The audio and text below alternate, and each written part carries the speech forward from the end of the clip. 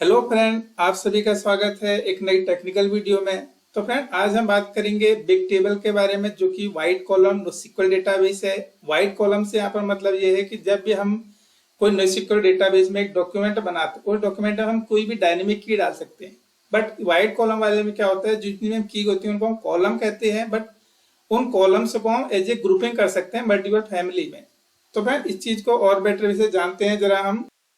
तो फ्रेंड, यहाँ पर अभी हमारा एक सैंपल टेबल स्ट्रक्चर, जैसे कि हम नॉर्मल डीबीएमएस में करते हैं, हमारी एक टेबल होती है, एक रो होती है और उसमें मल्टीपल कॉलम होते हैं। तो ये सेम उसी कॉन्सेप्ट में होता है, बट यहाँ पर थोड़ी डिफरेंट केस रहता है। लाइक हमने एक रो के अंदर हमने मल्टीपल कॉलम बना लिए हैं। लाइक जैसे हम यहाँ पर मान सकते हैं, ये हमारे NoSQL हम कुछ भी कॉलम रखेंगे, की वैल्यू के पेयर रखते हैं।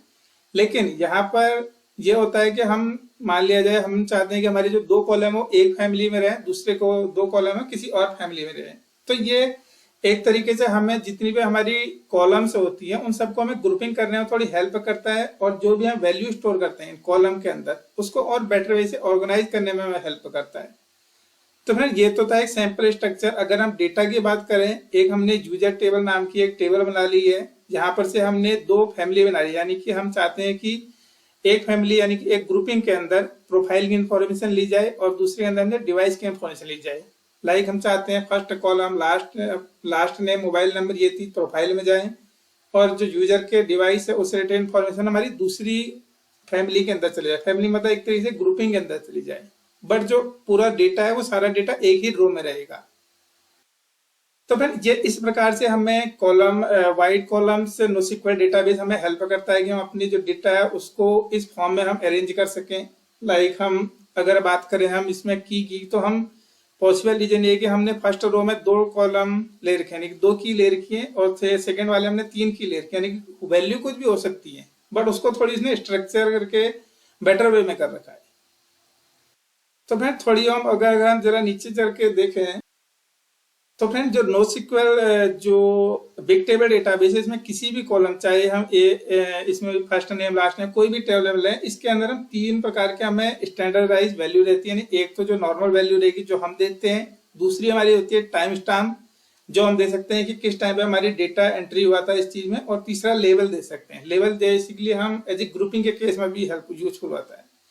तो फ्रेंड, अब जब जैसे हमारे इस टेबल में हमारे इस प्रकार का डेटा है, तो इससे हमें बेनिफिट ये रहता है कि हम ये भी जान सकते हैं कि हमारा इस जो पर्टिकुलर कॉलम में है हमारा डेटा कब गया था, या फिर हम रेंज लगा सकते हैं। तो इस तरीके से और डीपली डेटा इसमें हम काम कर सकते हैं बिग टेबल के केस में। लेकिन फ्रेंड, थोड़ी इसके बारे में और डिटेल जाने, तो हमें इसमें क्या होता है कि हम जो डेटा वो हम किसी भी डायनेमिक कॉलम में कर सकते हैं, लेकिन इसमें हमें नेस्टेड डेटा की फंक्शनलिटी नहीं मिलती है। जैसे हम अगर MongoDB की बात करें तो उसमें कितने भी लेवल तक नेस्टेड जा सकते हैं, बट बिग टेबल में हमें एज ए रो के फॉर्मेट में मिलता है, बिकॉज ये वाइट कॉलम वाला है।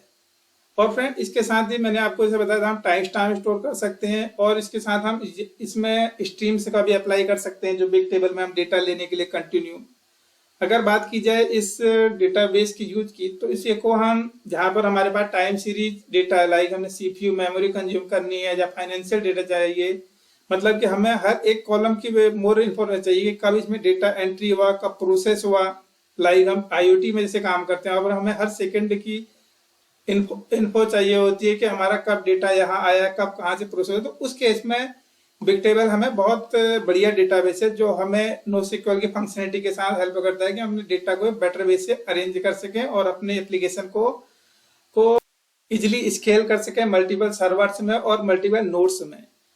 तो फ्रेंड, अब हम चलते हैं GCP कंसोल पर, थोड़ी इसके बारे में चलते हैं। अगर हम बिग टेबल के डॉक्यूमेंट की बात करें, तो डॉक्यूमेंट से हमें यहाँ पर सारी चीजें मिलती है, जैसे मैंने आपको भी बताया कि कहाँ इसका यूज है और इसमें हम कैसे डेटा स्टोर करते हैं। लाइक हमने कॉलम डिफाइन कर दिया, सेम NoSQL कॉन्सेप्ट है, लेकिन यहाँ पर हम जो भी डेटा को हम कॉलम फैमिली में डिफाइन कर सकते हैं। और फ्रेंड, बात की जाए इसके यूज की, तो इसको यूज करने के लिए हमें UI में तो कोई ब्राउजर ऐसा ऑप्शन नहीं मिलता है कि हम इसको ब्राउजर में से मैनेज कर सकें, बट हमें प्रोग्रामिंग लैंग्वेज की हेल्प से, लाइक Node.js, C# या किसी भी लैंग्वेज की हेल्प से हम जो डेटा है बिग टेबल के अंदर उसको मैनेज कर सकते हैं, कस्टमाइज कर सकते हैं अपनी रिक्वायरमेंट के हिसाब से। अगर हम डॉक्यूमेंट के फॉलो की बात करें, तो Node.js डॉक्यूमेंट हमें बताती है कि हम कैसे अपने इसमें एक टेबल क्रिएट कर सकते हैं, कैसे हम डेटा इसमें स्टोर कर सकते हैं। तो ये सारी चीजें हमें गूगल क्लाउड के जो डॉक्यूमेंट बिग टेबल का उसमें मिल जाएंगी। और फ्रेंड अगर हमको बात की जाए प्रोग्रामिंग लैंग्वेज के अलावा अगर हम CLI से भी एक्सेस करना चाहते हैं यानी CBT allow cloud big table, तो उसके जरिए भी हम अपनी जो बिग टेबल है उसमें डेटा इंसर्ट कर सकते हैं, प्रोसेस कर सकते हैं CLI की हेल्प से। तो फ्रेंड जैसा कि मैं आपको बता रहा था वाइट कॉलम NoSQL, तो यहाँ पर भी हमें गूगल बता रहा है कि वाइट कॉलम NoSQL डेटाबेस हमें हमारा जो डेटा है उसको फ्लेक्सिबल कॉलम के रूप में अरेंज करने में हेल्प करता है, जिसको मल्टीपल सर्वर और डेटाबेस नोड में अपना हैंडल कर सकते हैं, और ये हमें बहुत बेटर वे अपनी डेटा को अरेंज करने में हेल्प करता है। तो फ्रेंड ये हम आ चुके हैं जो GCP का बिग टेबल का कंसोल है, जहां से हम अपना एक नया इंस्टांस बनाएंगे और अपना एक एक्चुअल में डेमो देखेंगे नोड की हेल्प से। तो फ्रेंड इसके लिए हमें सबसे पहले अपना एक इंस्टांस बनाना पड़ेगा, बिकॉज इंस्टांस ही एक फर्स्ट स्टेप है जिसकी हेल्प से हम आगे जाकर के अपनी जो एप्लीकेशन उसको डिप्लॉय कर सकेंगे, यानी इस डेटाबेस से कनेक्ट कर सकेंगे। तो फ्रेंड यहाँ पर से हमने इंस्टांस का नेम और ID दे दी है, और फ्रेंड इसके साथ ही हमें दो प्रकार के स्टोरेज देता है कि जो बिग टेबल का डेटा होगा, अगर हमें बहुत फास्ट डेटा चाहिए, हमें real time serving use case है, तो उस केस में हम SSD के पास आ सकते हैं। बट जहाँ पर हमें नॉर्मल डेटा यूज होता है, जहाँ पर उतना फास्ट नहीं है कि हमारे पास जैसे गेमिंग एप्लीकेशन नहीं है, तो उस केस में हम HDD के पास भी चल सकते हैं। तो फ्रेंड अभी हम नॉर्मल SSD में चलते हैं और आगे कंटिन्यू करते हैं इसको। तो फ्रेंड यहाँ पर अभी हमने इंस्टांस स्टोरेज डिफाइन कर दिया। अब बात आती है क्लस्टर ID की। तो क्लस्टर ID गूगल ने ऑटोमेटिकली पिक कर दिया, GCP ने। अब हमें अपनी लोकेशन डिफाइन करनी है कि हम किस लोकेशन में इसको अपना जो डेटाबेस इंस्टांस है हम उसको डिप्लॉय करना चाहते हैं। आप अपनी रिक्वायरमेंट के हिसाब से कहीं पर भी कर सकते हैं, लेकिन फ्रेंड अभी हमने US सेंट्रल 1 में ले लिया है। इसके साथ ही फ्रेंड इसमें दो ऑप्शन मिलते हैं कि हम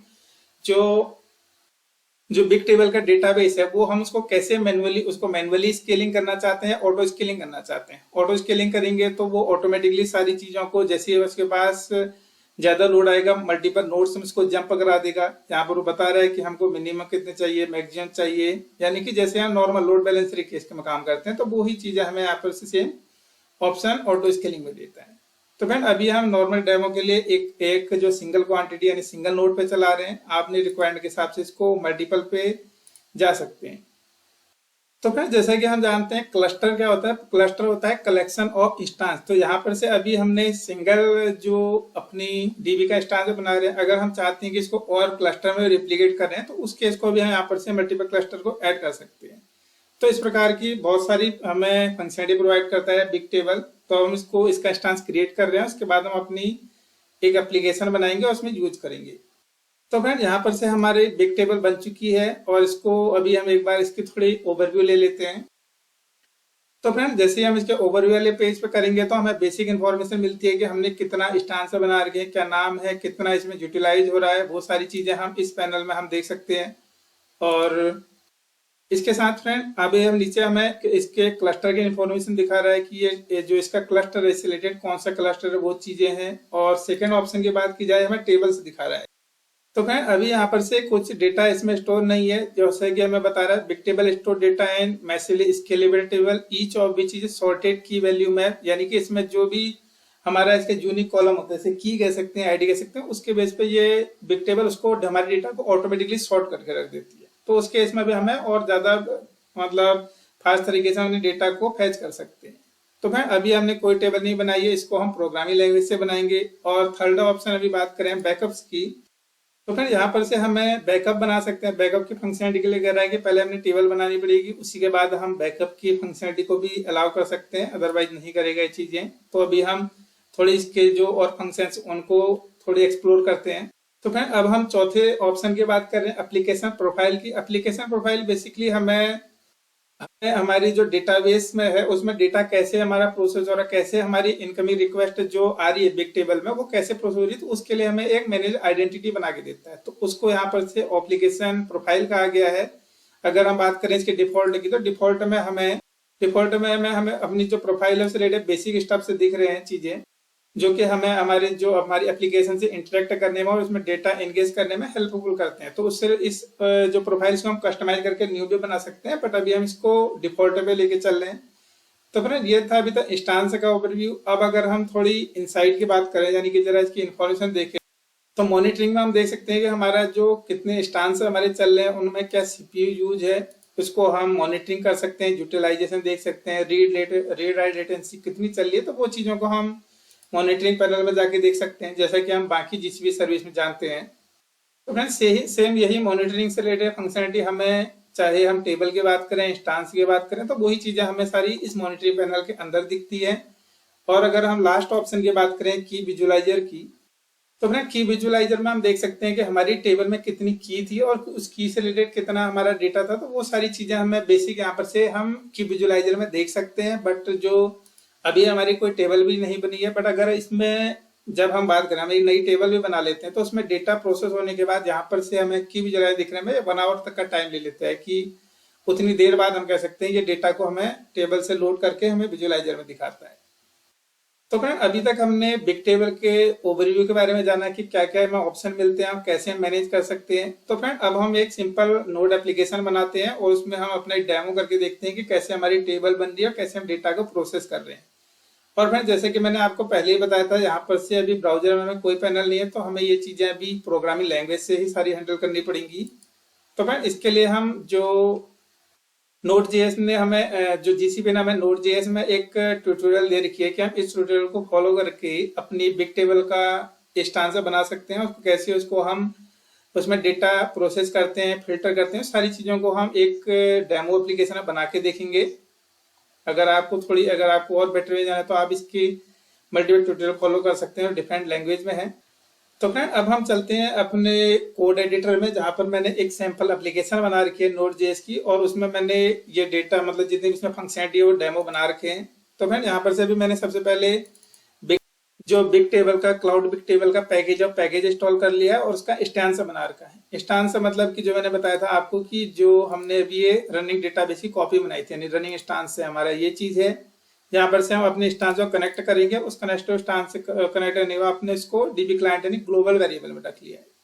और फ्रेंड अब अगर हम बात करें स्टांस की, तो ये स्टांस आईडी सेम वही है जो कि मैंने अभी यहाँ पर से इस पैनल में इंफॉर्मेशन भरी थी। इसके साथ ही फ्रेंड मैं कुछ चीजें और ले रहा हूँ अभी एक डेमो के लिए, कि हमने यहाँ पर से हम डिफाइन कर रहे हैं एक टेबल आईडी, जिसमें हम सेम यूजर इन्फॉर्मेशन एक टेबल बनाएंगे, उसके अंदर हम 2 कॉलम फैमिली लिखते हैं, प्रोफाइल और डिवाइस इन्फो। जैसा कि मैंने आपको यहाँ पर बताया था कि हमने कुछ डेटा हम जो प्रोफाइल से रिलेटेड डेटा हम इसमें रखेंगे और डिवाइस से रिलेटेड इन्फॉर्मेशन इसमें रखेंगे। तो इस चीजों का हम अभी एक्चुअली बनाएंगे इस चीजों को। तो फिर यहाँ पर हमने अभी कॉन्स्टेंट डिफाइन कर दिए। अगर सबसे फर्स्ट ऑप्शन की बात की जाए क्रिएट टेबल की, तो क्रिएट टेबल में हमने पहले चेक कर रखा है हमारी टेबल बनी है नहीं बनी है मानते हैं हम। तो हमने यहाँ पर से जो टेबल का इंस्टांस बनाया था, पहले हमने टेबल को कनेक्ट करने के लिए उसका रेफरेंस लिया और फिर टेबल हमने क्रिएट करी। क्रिएट करते समय फ्रेंड हमने 2 इसमें कॉलम फैमिली रखी है। कॉलम फैमिली की बात की जाए तो जैसा कि मैंने आपको बताया था, हम यूजर इन्फॉर्मेशन लेंगे और प्रोफाइल और डिवाइस इन्फो 2 अलग अलग फैमिली ले लेंगे, तो इसके अंदर हमारा डेटा को हम बेटर वे से मैनेज कर सकते हैं। तो फ्रेंड यहाँ पर हमने अपनी एक टेबल क्रिएट की है। अगर हम बात करें इंसर्ट की,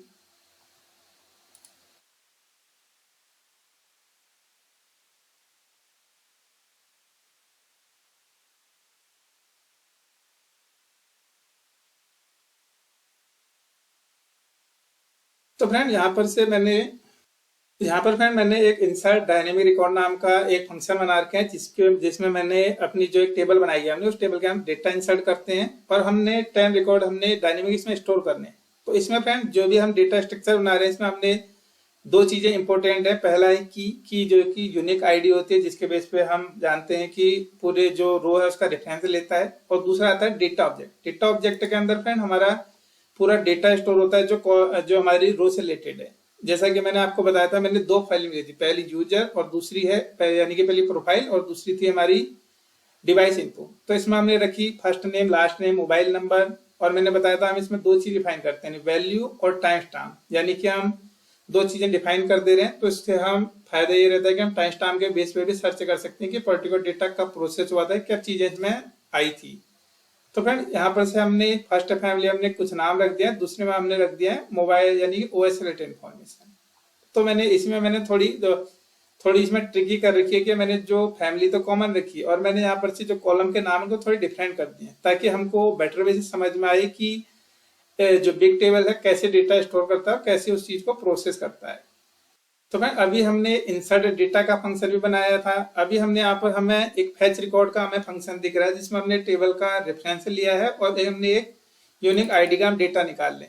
अगर हमने सारी टेबल का यानी पूरे टेबल की जितनी भी रो उनका डेटा निकालना है तो उस फंक्शन को हम गेट रो नाम के फंक्शन से ये चीजों को पूरा डेटा निकाल सकते हैं हमने बिग टेबल से। तो फ्रेंड ये तो था अभी बेसिक, मैंने आपको रेफरेंस दिया है कि हमने क्या क्या फंक्शन बना रखे हैं, कैसे बना रखे हैं। अगर बात की जाए इसकी कॉलिंग की तो मैंने 3 फंक्शन इसमें जो एप्लीकेशन लोड पे चला दिया कि हमारा डीबी कनेक्शन बनेगा, टेबल बनेगी, डेटा लोड होगा, डेटा पूरा फैच होगा, यानी कि ये सारी प्रोसेस मैंने 1 स्टेप में कर दी है। अगर आप इसको लाइव एप्लीकेशन के साथ करेंगे तो हम इसको अपने कंट्रोलर के साथ या राउट के साथ डिफाइन करेंगे और उस प्रकार से हम अपने रियल वर्ल्ड एप्लीकेशन में यूज करेंगे। तो फ्रेंड यहाँ पर अभी हमारा जो डेमो से रिलेटेड एप्लीकेशन है वो रेडी है। इसको हम अपनी रन करके देखते हैं npm start से। तो फ्रेंड अब हम अपनी npm start कमांड चलाएंगे तो इसके बाद ये हमारे प्रोजेक्ट को प्रोसेस करेगा, हमें लॉग दिखाएगा क्या क्या चीजें इसमें हुई है।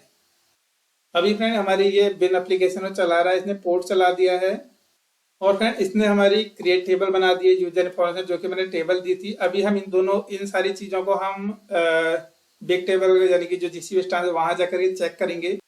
तो फ्रेंड यहाँ पर से हमारी टेबल बन चुकी है, हमारा डेटा इंसर्ट होकर के हमने डेटा फैच वाली 3 क्वेरी एक साथ चलाई थी तो हमारे बता रहा है कि टेबल बन चुकी है। और इसके साथ हमने जब डेटा फैच करा था तो हमने ये डेटा पूरा निकलवाया था कि हमारे पास क्या क्या डेटा सेव है। तो हमें इसमें आईडी मिल रही है और डेटा मिल रहा है। डेटा की बात की जाए तो इसको अभी हम चेक करते हैं स्ट्रिंगफाई करके।